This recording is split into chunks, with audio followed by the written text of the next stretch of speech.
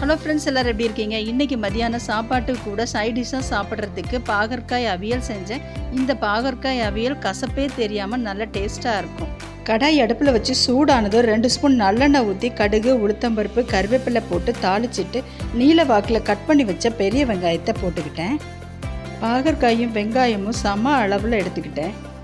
வெங்காயத்தை போட்டு நல்லா வதங்கின பிறகு இந்த மாதிரி சின்ன சின்னதாக மெல்லிஸாக நீல வாக்கில் கட் பண்ணி வச்ச பாகற்காயும் போட்டு வதக்கிக்கிட்டேன். பாகற்காய் கொஞ்சம் வதங்கினதுக்கு பிறகு நெல்லிக்காய் அளவு புளியை 1/2 கப் தண்ணியில் ஊற போட்டிருந்தேன். இப்போ அந்த புளி தண்ணியை கரைச்சி அதில் தெளிச்சிக்கிட்டேன். அடுத்தது தேவையான அளவு உப்பு சேர்த்து நல்லா வதக்கிக்கிட்டேன். இப்போ இது நல்லா வதங்கிட்டு இருக்கட்டும். அடுத்தது மிக்ஸி ஜாரில் 2 கைப்பிடி அளவு தேங்காய், 3 சின்ன வெங்காயம், 1/2 டீஸ்பூன் ஜீரகம், 1/4 டீஸ்பூன் மஞ்சள் பொடி, 1 டீஸ்பூன் மிளகாய் பொடி தண்ணி இல்லாமல் கொஞ்சம் கொரப்பாக அரைச்சி எடுத்துக்கிட்டேன்.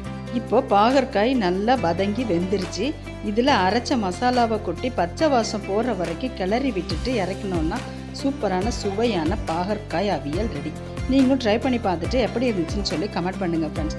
இந்த வீடியோ உங்களுக்கு பிடிச்சிருந்ததுன்னா லைக் பண்ணுங்கள், ஷேர் பண்ணுங்கள், கமெண்ட் பண்ணுங்கள். மறக்காமல் என்னோட சேனலை சப்ஸ்கிரைப் பண்ணிக்கோங்க. தேங்க்யூ.